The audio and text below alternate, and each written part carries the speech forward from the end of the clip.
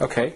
As we mentioned before during the interview, we were going to come over here to our training facility where we train business partners from all over the world to show you some of our hardware products. It's only a very small selection, but still I think it's a good idea for our viewers to get a small impression on what is all this that we have been talking about during all this time during the last few hours.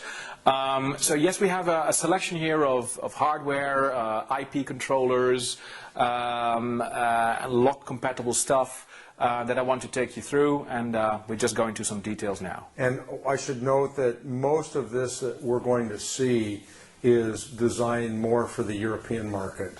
Yes. Than the United States. Yeah, so we have a unit here which is an electronic handle set based working with a ANSI grade 1 mortise lock. But yes, most of the stuff is oriented towards the European market. For instance, a panic bar version that we have here that I will show you later as well. Of course, we also have that with a Von Duprin panic bar or a Sargent panic bar, but we're not showing that here. Okay, well, start with the first one here. I basically use it to explain the concept. This is what we talk in a scutcheon or an electronic handle set. It's completely lock independent, so the electronics and the mechanisms are based in the handle set.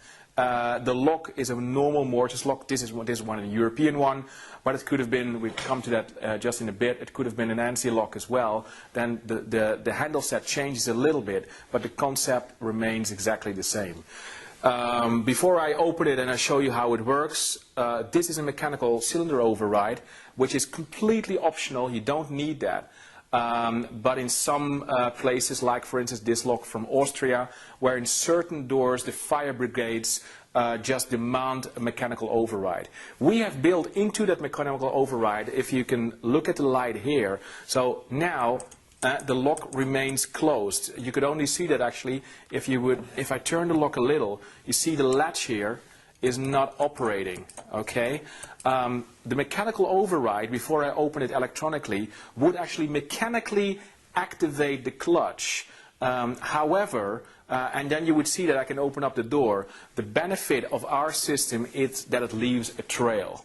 Of course, you cannot know who if you do it mechanically, but at least you know that somebody went into this area. So if I now use this, you see the light, and now you see how I retrieve the latch mechanically, and it has left an event in the audit trail. Now I just put it back to the normal position, take out the key, and the latch does not operate.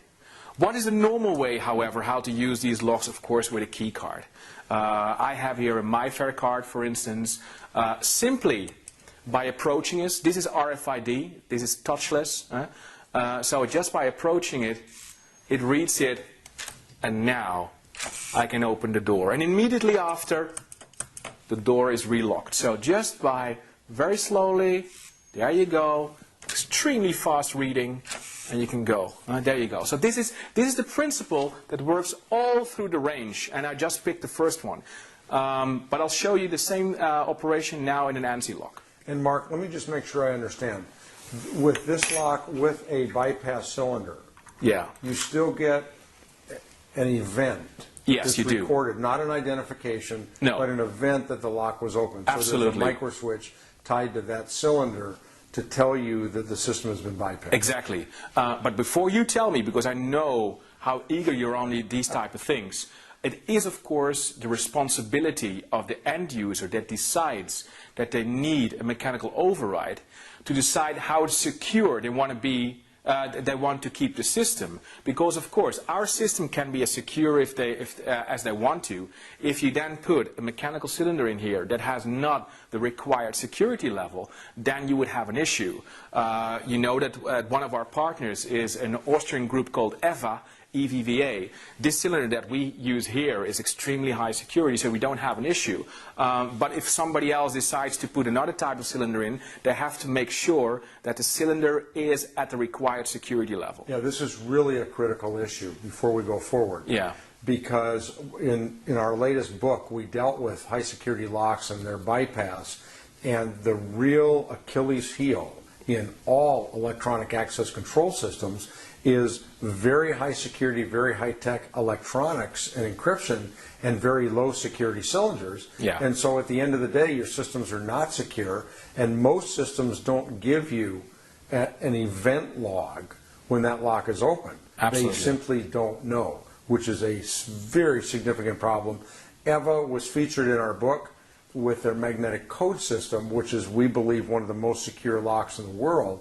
And so if you incorporate the 3KS or the MCS into this system, then you're absolutely assured of security on both sides. Absolutely. Let me just add one thing to I mean, as electronic locks also have evolved, I would say that today, maybe different from 10 years ago, I would say that not even 5% of our production would leave the factory with a mechanical key override. So normally 95% of our electronic locks are secured just by our means, and it is in those 5% where you have to be sure what cylinder you're putting in there, although we are preparing the lock to be as secure as it was before by incorporating this event trail.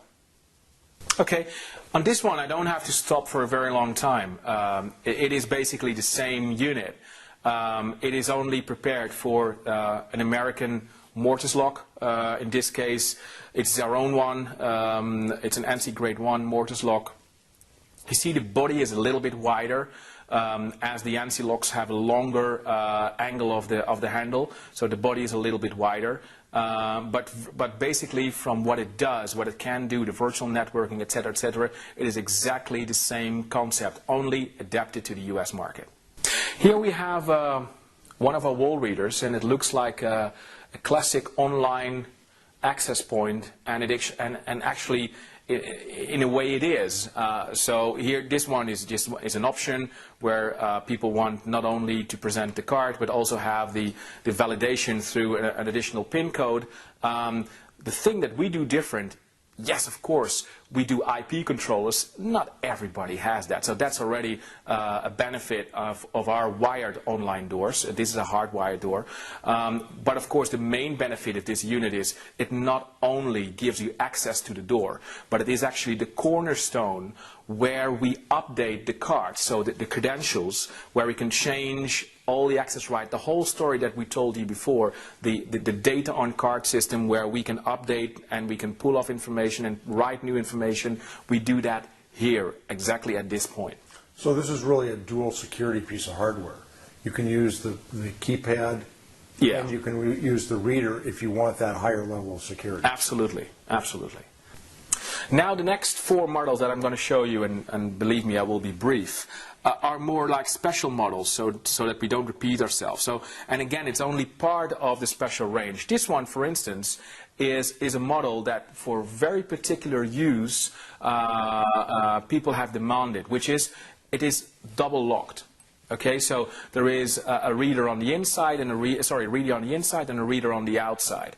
So you see the handle is locked on both sides. So it doesn't matter whether you present the card from here, okay, and it locks back again, okay, or you come from here, okay. This is one of those models where it is not about the amount of units that you sell. It is about giving specific access control solutions to problems that people have when securing their building. So this is one of those very specials that we have for doors that need to be access controlled from both sides. And I assume that whichever side is accessed, the audit trail reflects that. Oh, yeah. So you know which side of the lock has been absolutely. opened. The audit trail tells you whether the person opened the door from the inside or from the outside.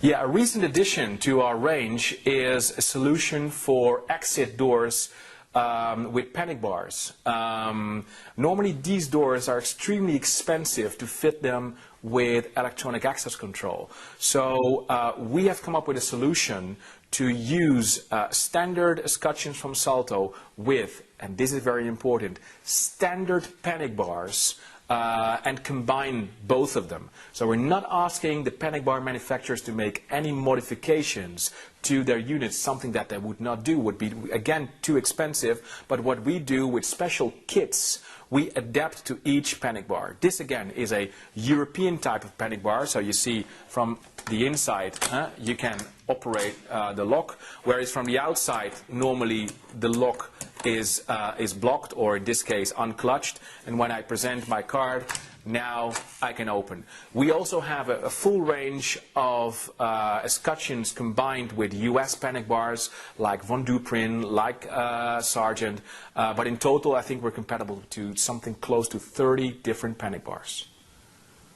Okay, another component of our platform is a highly appreciated product that we added some 2 years ago to the range. We call it the iLocker, which is a self-contained, battery-operated locker lock, an electronic locker lock. As you can see, if I present my card, now I can lock the locker. Of course, I can open it back up. And it has substantial benefits over other products like this. The most important one, it is part of the platform. So again, all the benefits that I've been talking about the last 2 hours, with all the benefits, the platform, the data on card, etc., is built in this unit. It is managed by our software. So you can have it linked to, for instance, this can be my iLocker. It can be really mine, nobody else can open it, or it can be an iLocker that people just use whenever they come over, and now this iLocker belongs to me and nobody else can take it. On the other hand, it is also mechanically extremely robust built. So these units, they not only go into the typical gym or into the typical swimming pool, but they also are used in universities and campuses where people really want a higher level of security and don't want issues with liability. So the iLocker is really an important component. Another one that we added to our product portfolio because of the changes in modern architecture was a lock specifically for glass door locks.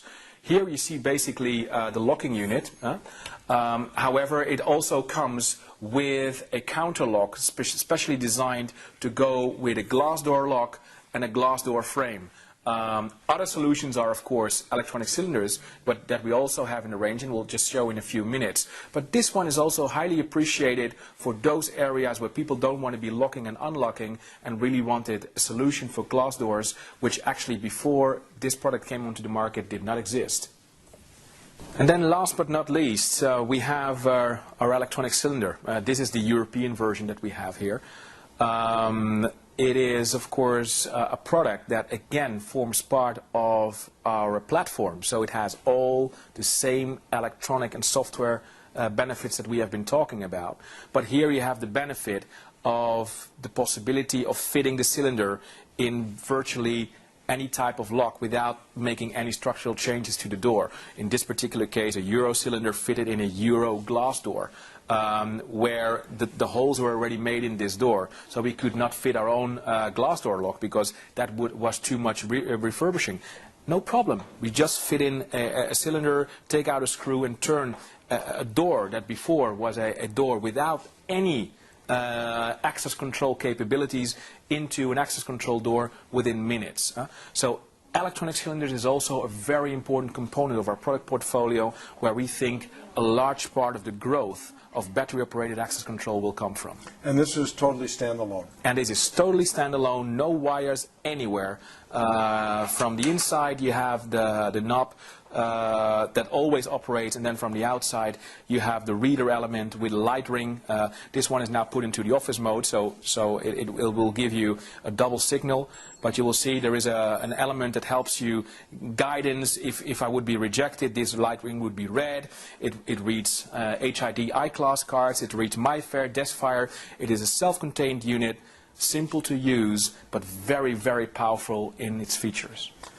One final question. Can you set this lock up to read multiple credentials? Or is it single credential per lock? No, that is a very good question. So there are credentials that because of the concept of those credentials, I can't mix them in one unit. Right. So the HID class system stands on its own. However, for instance, in this unit, I can mix MyFair and DeskFire. So in the same building, you can have users that use a MyFair card and users that use a DeskFire card. Or from very soon, there is another card which is called the MyFair Plus card. And you can have people with different type of credentials, and they all use the same product. So yes, it is possible.